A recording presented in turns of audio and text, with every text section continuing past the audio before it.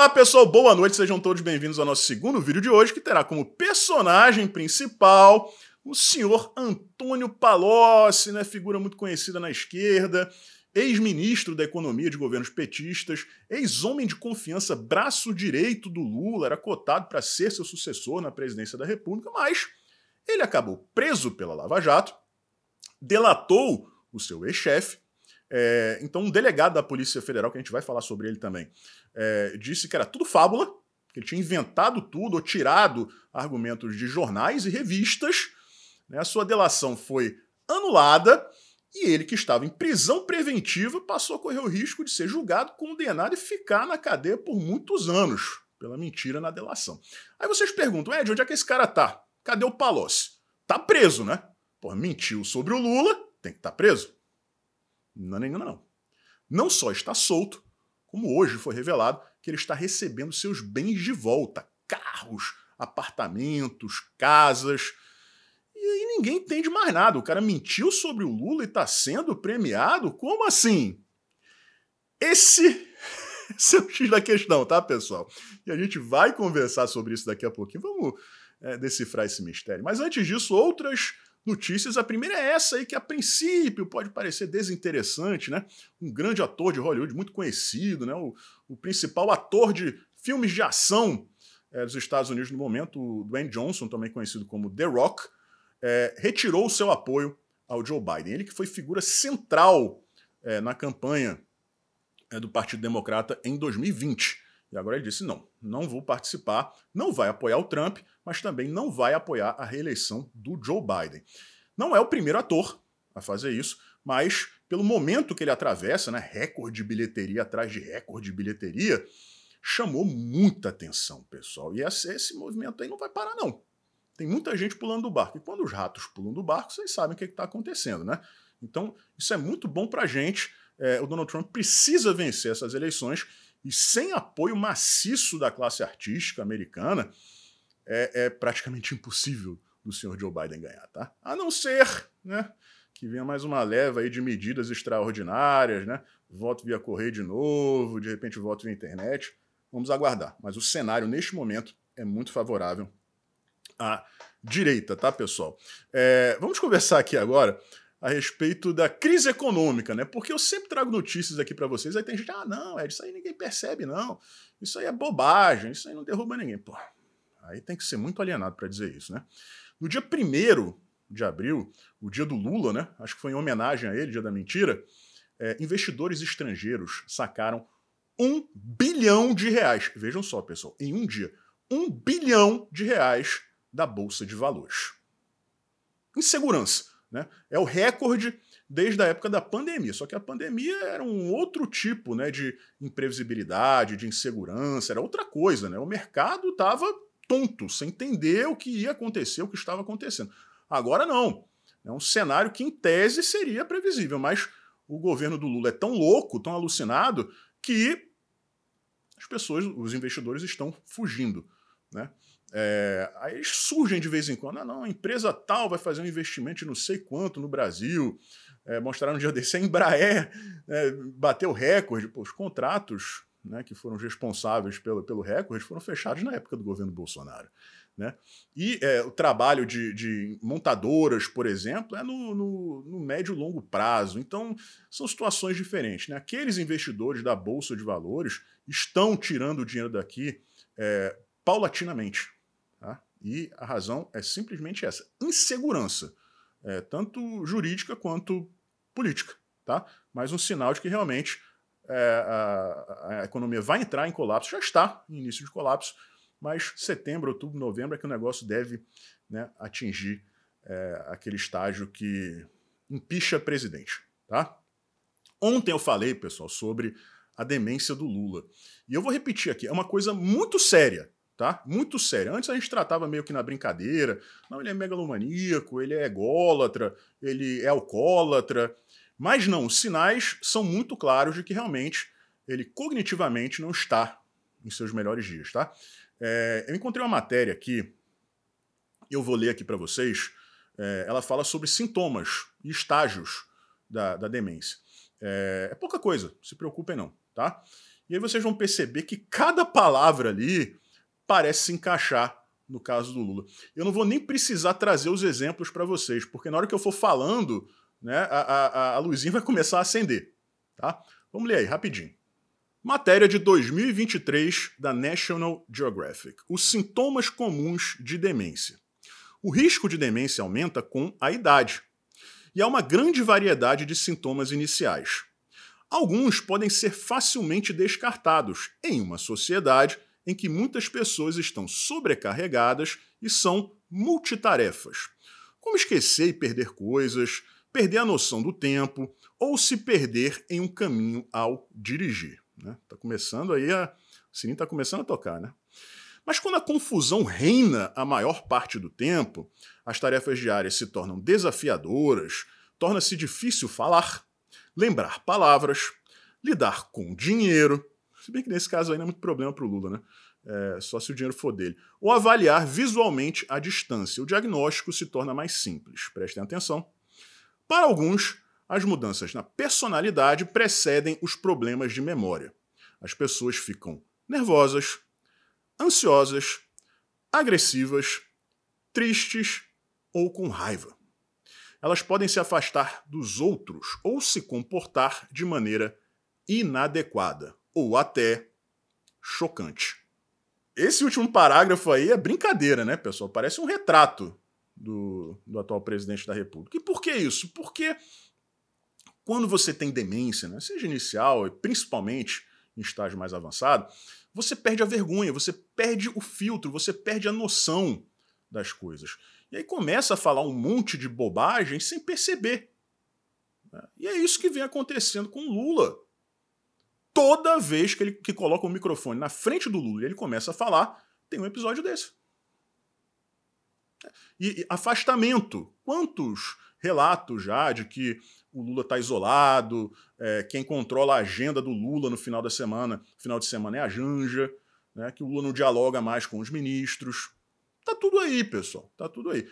Cabe, mas vou dizer de novo aqui, cabe à oposição tratar isso de maneira séria e solicitar um exame. Um teste cognitivo. E ele não vai passar. Não vai passar, tá? Vamos falar do Palocci agora, pessoal. Palocci, ele é médico, mas foi ministro da Economia do Lula.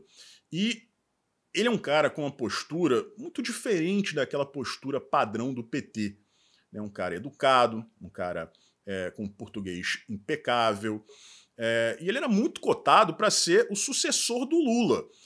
E uma pessoa, né, com potencial para pegar muito eleitor do PSDB, justamente por conta desses detalhes que eu acabei de trazer aqui para vocês. Só que ele foi pego pela Lava Jato, né?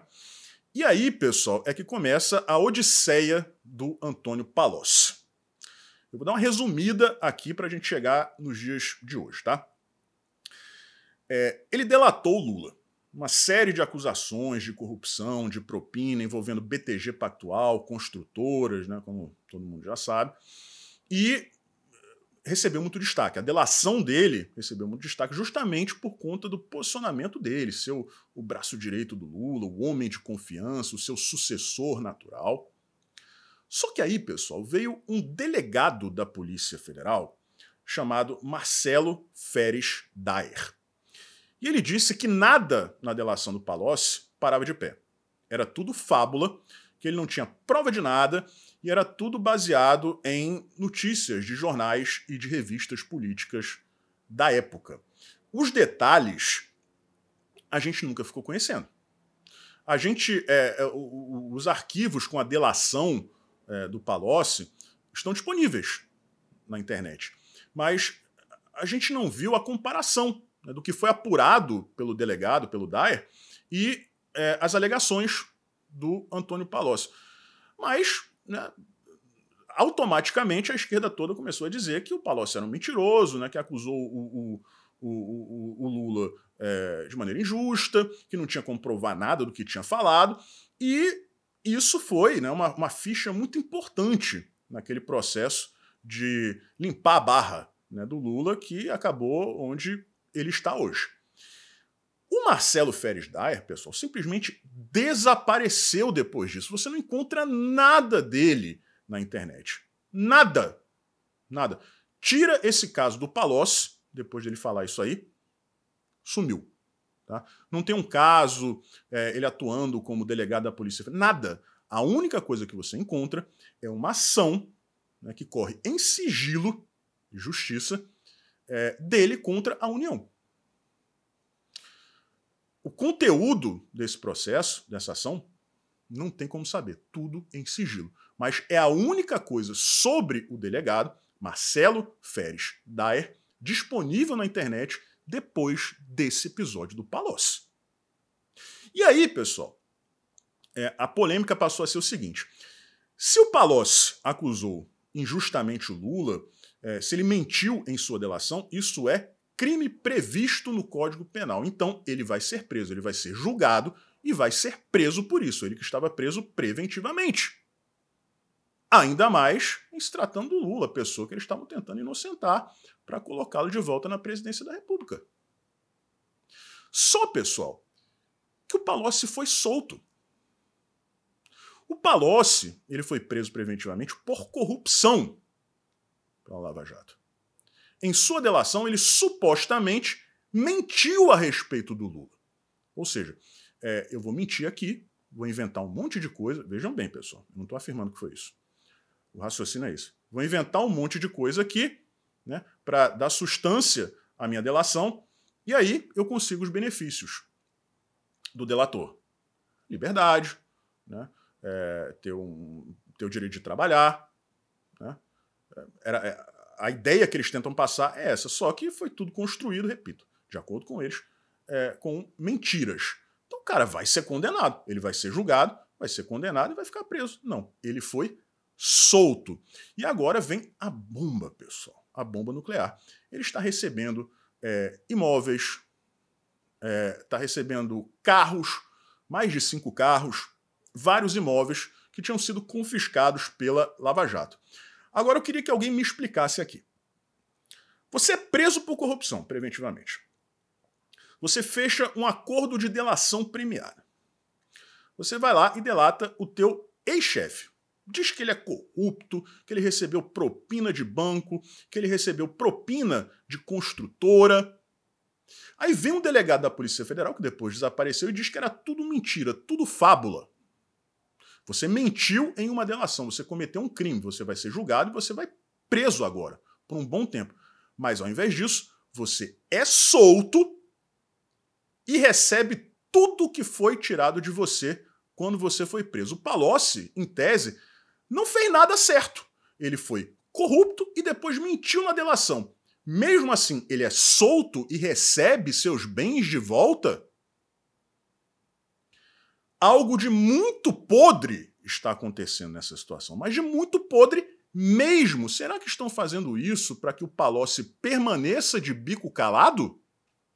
Será que estão fazendo isso para que ninguém vá lá cavucar aquilo que eu falei para vocês, comparar a delação do Palocci com o que foi, né, investigado pelo delegado Daer, que, repito aqui mais uma vez, desapareceu, ninguém sabe onde ele está. Essas respostas, pessoal, a gente pode até, né, ter uma ideia do que aconteceu e do que está acontecendo. Agora, a apuração não vai acontecer na Polícia Federal do senhor André Rodrigues. É impossível isso ser apurado. Mas, tá aí. Se você tivesse uma pessoa que fosse presa por corrupção e na delação tivesse falado a verdade, faz parte. O Instituto da Delação Premiada prevê isso. Você tem que entregar um peixe maior que você, né, provas, né, e aí sim você retoma ali parte da sua liberdade. Mas é esse o cenário? Não tem explicação legal no campo do direito para o que está acontecendo. Se tiver, alguém, por favor, me explique, porque eu até agora não consegui entender e ninguém conseguiu me explicar. Mas no futuro, quem sabe, quando esse desgoverno cair e as verdades começarem a surgir, a gente vai poder voltar um pouquinho no tempo e apurar isso. E aí, pessoal, o que nós acreditamos, né, que esteja acontecendo, de repente será comprovado. Porque, para mim, pelo menos, é tudo muito claro. Um forte abraço, a gente se vê por aí.